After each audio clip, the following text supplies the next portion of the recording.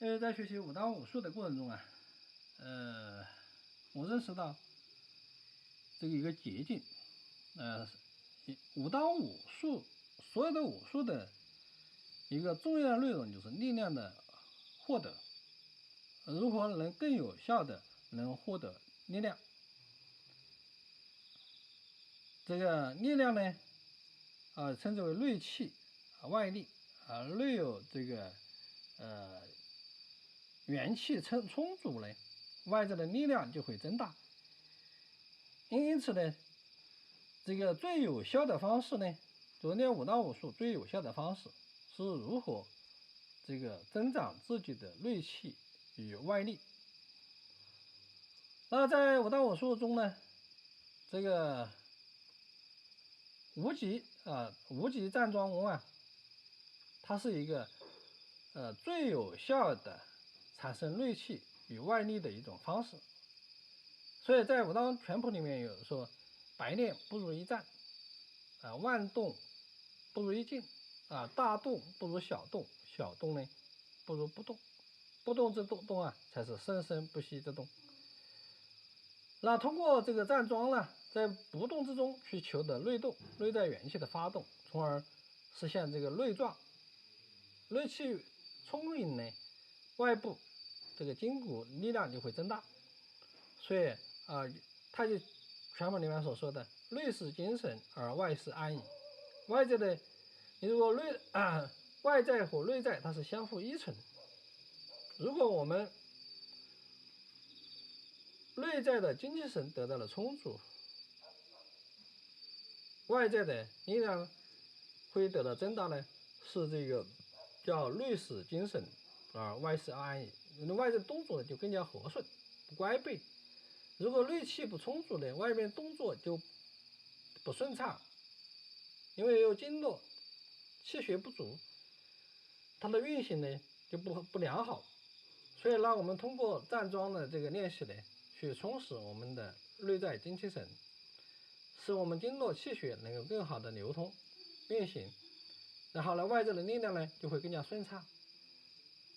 所以武当武术的核心功夫啊，叫无极站桩功。无极功是一个最大的一个功法，它是武当武术这个最大的一个功法，它也是从入门到这个结束都应该以这个无极为最终目标无极为最终目标无极就是大道的实践方法。武当武术叫以武演道所以站桩是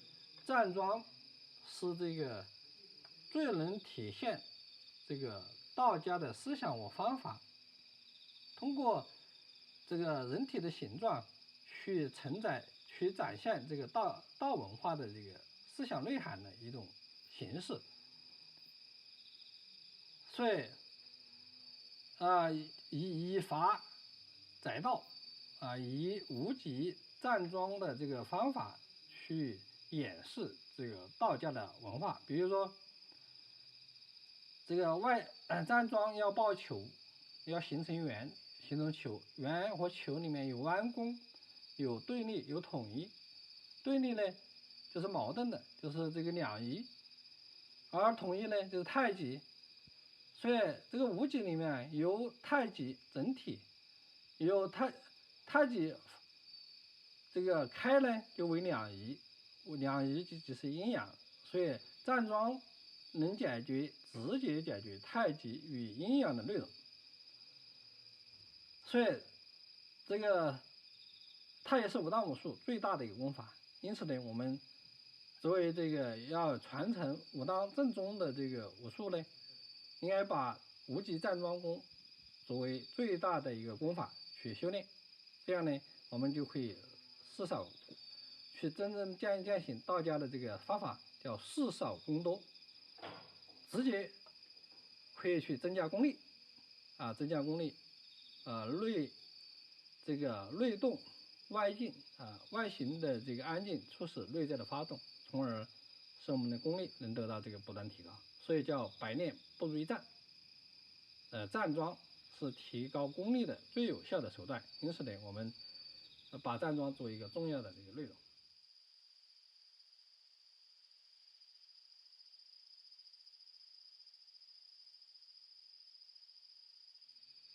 自然呢，不是随意。我们提问题的朋友可能觉得这个自然是很随意，是吧？随意的一种状态，其实自然不是随意的状态，自然是合乎天道的一种规则，在天道规则下的一种顺畅，一种这个和谐的一种状态，达到自然的境界呢，是一种很理想的一种状态。那我们在现实生活中呢，我们每个人不叫自然，是叫随意。这种随意呢，是没有按照天道法则，没有规矩。那随意呢，就意味着没有规矩。就像我们坐在这个地方，我想歪就歪，想前倾后仰，左歪右斜，没有规矩。这个不叫自然，这是随意。所以，这个学习道家的内容，要从随意到自然，是一个由低境界向高境界的一种这个迈进。如果我们一直以随意的方式去指导我们的为人处事、行为习惯、生活方方面面，那我们就会有许多错误。比如说，我们坐没有正确的姿势，站没有正确的姿势，就不符合人体力气增长的一种方式。比如说话乱说，行动乱做，这个呢，不是这种不是自然，这种是随意。所以呢，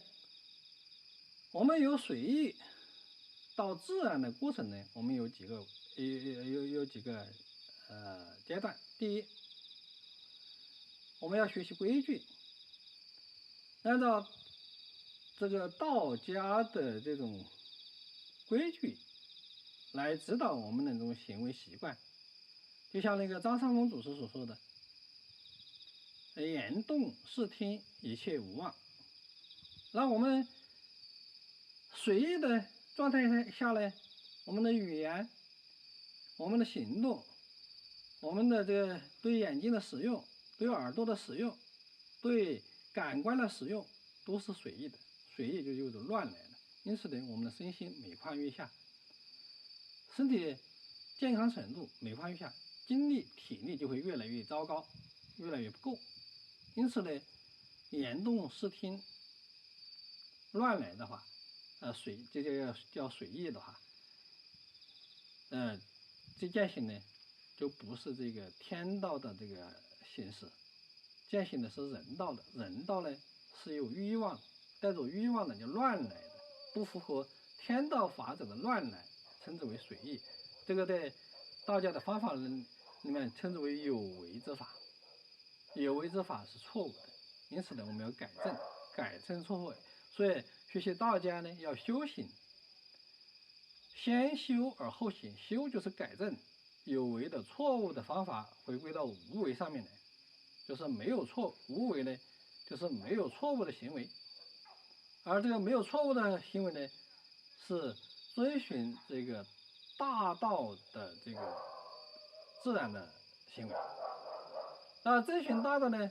初级阶段呢，我们每个人要有规矩。所以用规矩，从我们身体结构来，从修行的角度来讲呢，要方圆，内方外圆，内方外圆，这就在人道和与天道的一个具体反应。所以，如果我们能做到外圆而内方呢，人既有原则性，又有灵活性，人就会变得更加的理性和通达。因此呢，做什么事情就容易成功啊，修身、齐家、做事业就容易更加成功，就因为有规矩了，许多言行行为就有规范了。因此呢，我们由随意到规范呢，我们用道家的这个方法称之为戒。戒呀，戒就是规范自己随意的，让我们不能随意，要按照正确的这个指导去做。最后呢，在这个过程中去行动，做一个有修行的人，由随意到有规矩规范，就走上轨道了，走上合乎这个大道的轨道。最后呢，加强修行就会变得越来越顺畅通畅。那这由随意到这个戒的过程中是一个这个约束，对自我的一种约束力。当我们有条条框框去约束自己的过程中呢，是难受的，或者说是别扭的，是不自在的，不随意的。因此呢，如果人心重、欲望多的人呢，是觉得这个修行是一件很辛苦的事情。为什么？因为平时随意惯了，突然要给自己上个枷锁，上个条条框框，规范起来，就像那个野惯那个小牛，突然把鼻子穿了一个绳子，最后拉上一根绳子，那个牛肯定是不舒服的。这个道理就是由这个随意到规范，由规范到这个长期的这个践行这种规范，最后呢，达到一种通透的一种状态，这个称之为自然。所以道家的自然是一种高深的境界，不是我们日常提到的想怎么样就怎么样，这叫随意乱来，而不是自然。所以自然是一种高深的境界，不是我们每个人都能常人都有的一种境界。常人的随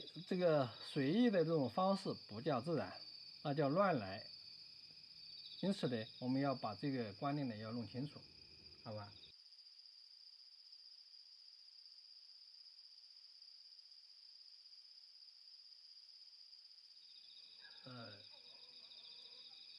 有两个观念：第一，修行的方式；第二，世俗的方式。那作为普通人、社会大众或者世俗中人，世俗中人追求的是什么呢？浮华。就像我们有个祖师所说的：“仙道归实，而人道归华。”追求道家的神仙之道呢，应该追求真实、朴素、自然。那追求这个朴素呢，是为了这个求真务实，使我们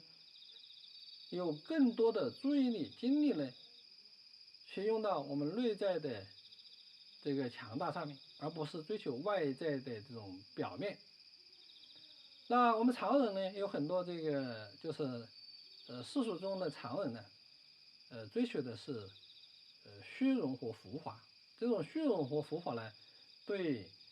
生命的本质，这个往往有极大的这个负面的影响。就像我们现在很多人，这个每餐要吃山珍海味，穿的绫罗绸缎，住的高楼大厦，出门要开高级轿车，是吧？这个在形式上非常注重形式，那把太多的时间和精力去追求这种形式呢，就没有太多的时间去关心自己内在的精气神，你内在的人体生命的这种发动机，这个原动力就会受到伤害。所以修行人追求外在的简朴，而追求内在的充实和强大；而世俗之人呢，追求外在的强大，而消耗了内在的这个，使内部的精气神或者你的元气的发动力变得越来越少。因此呢，祖师说，这个仙道归实而人道归华，所以追求世俗的人道的人啊，就会变得过多的去追求人道了，就会变得华而不实，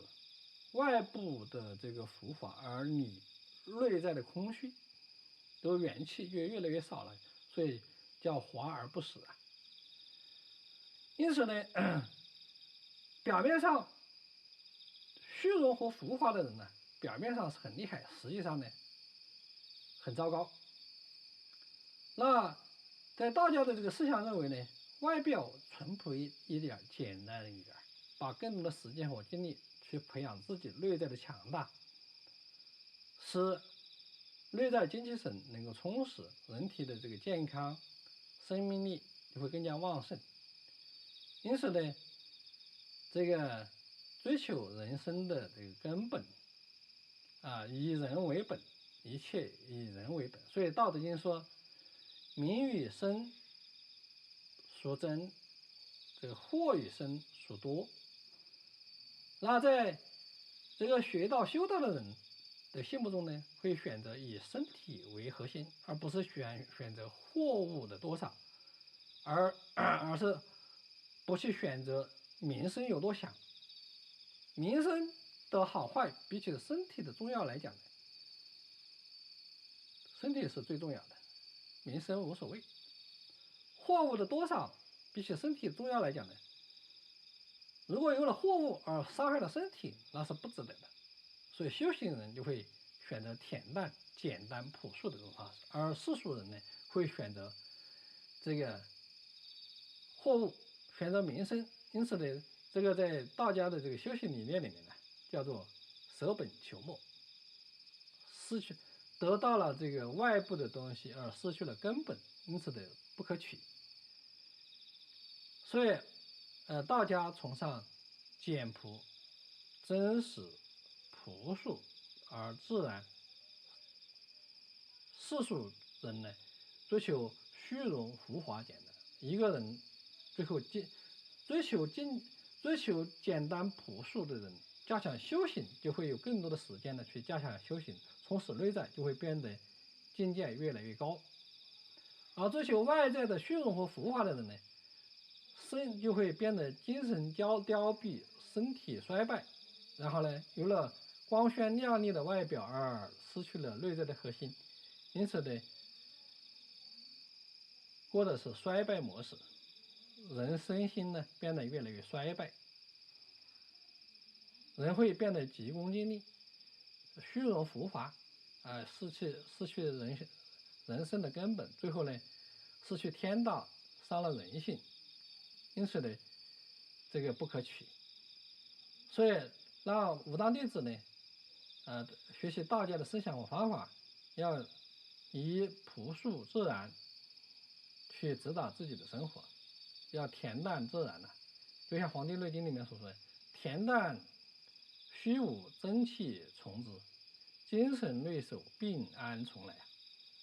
因此呢，希望我们每一位学习武当武术、道家文化的人呢，都能够得到这个恬淡的好处。恬淡的好处大于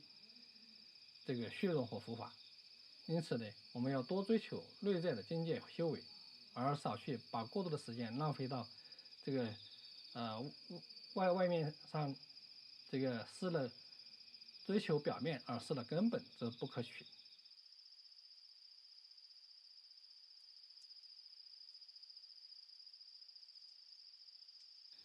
只要修行都需要努力，没有这个说修行是大丈夫所为啊。这个叫《道德经》说：“自胜者强，胜人者有力。”修行是一个不断战胜自己的一个过程，战胜自己的欲望，战胜自己的懒惰，战胜自己的随意。因此呢，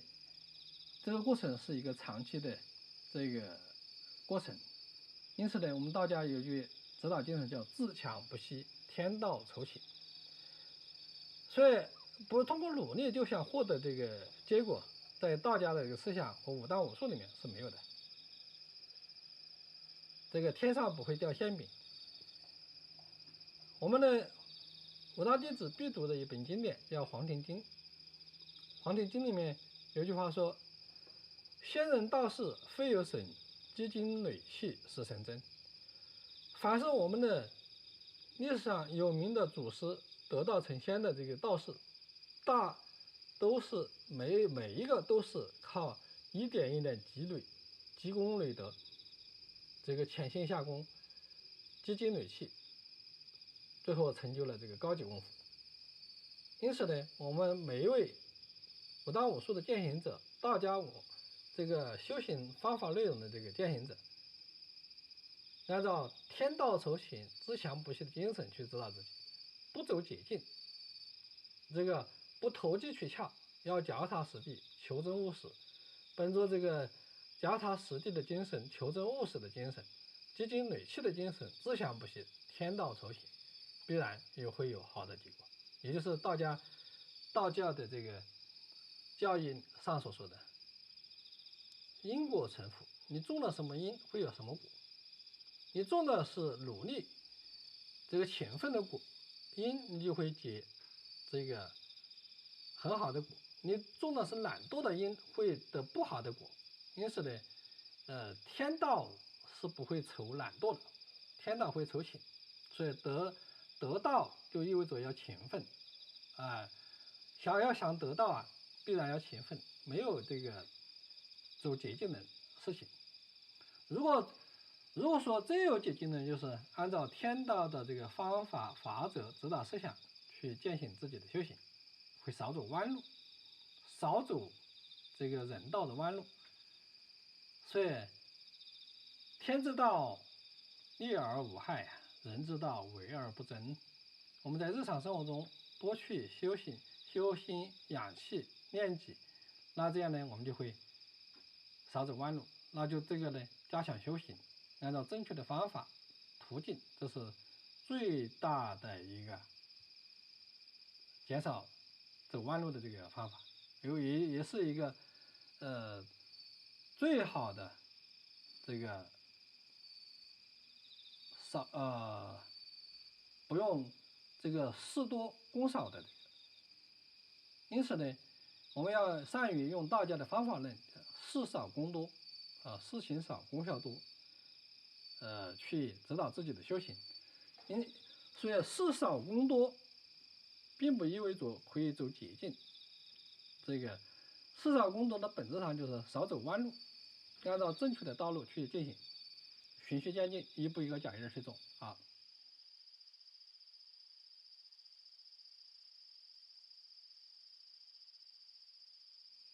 我们历史上呢有很多祖师啊，他们在修行得道以后呢，有很多社会实践，得出了很多好的经验和方法。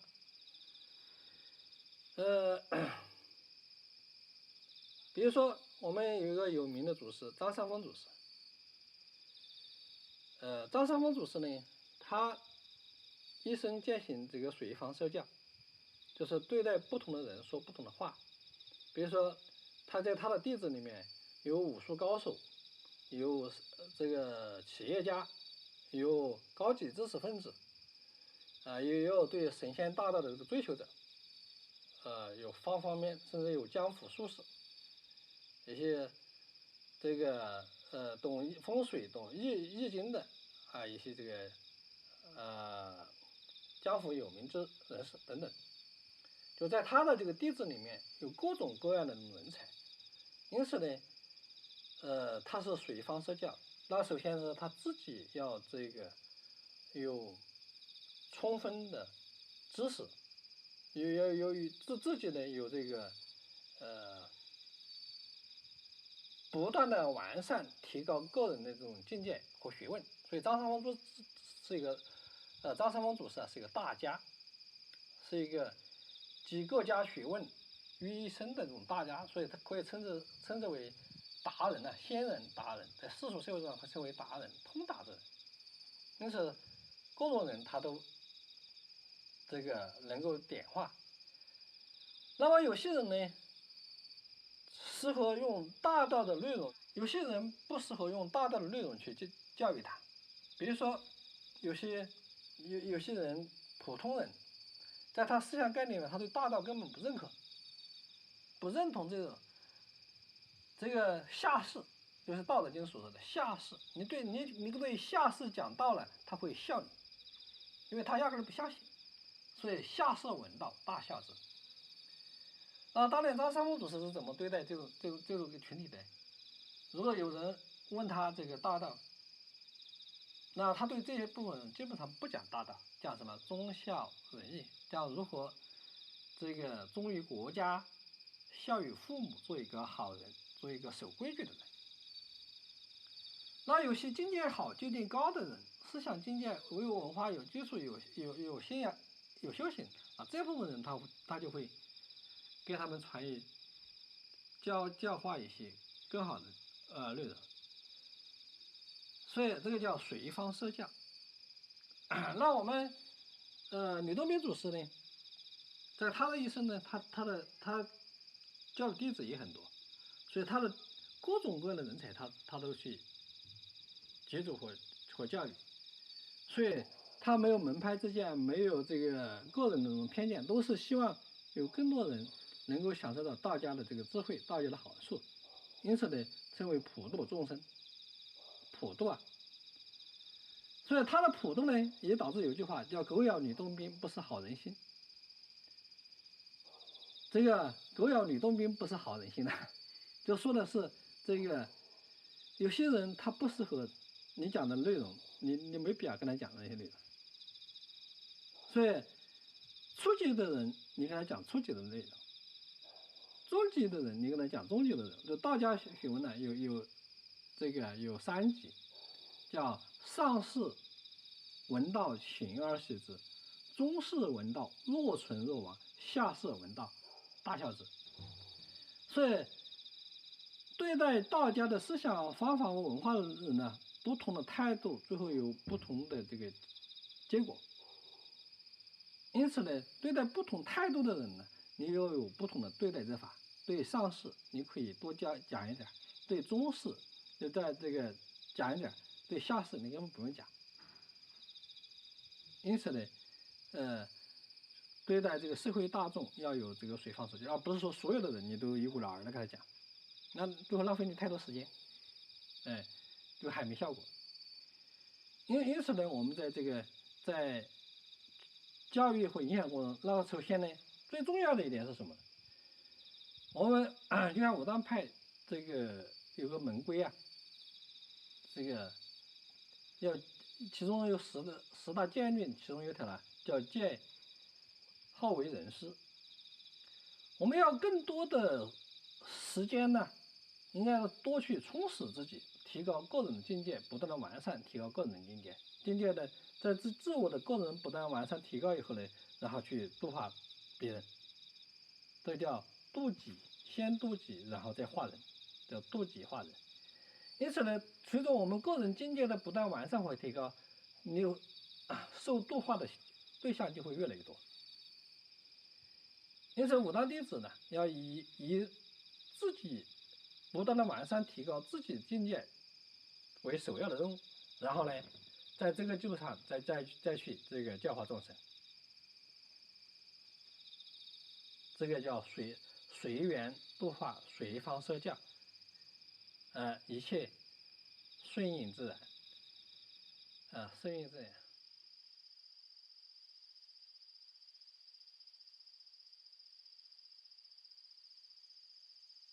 在没有老师这个口传身授的这个过程中呢，看书籍、看视频，有些书籍、有些视频，如果写得好的，能够有一些具体的方法，可以这个有一定的操作性，然后学习实践的人呢，